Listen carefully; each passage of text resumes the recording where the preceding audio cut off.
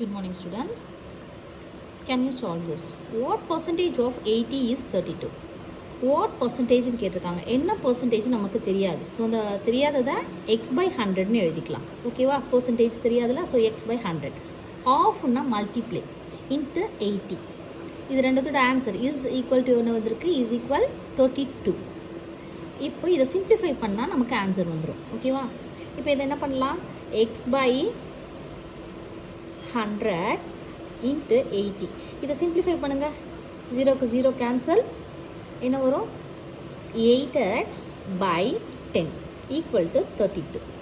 8x இங்கே வச்சுக்கோங்க. இந்த 32க்கு இங்கே இருக்கிற டிவைடு அந்த பக்கம் போனால் என்ன ஆகும்? மல்டிப்ளையில் ஆகும்.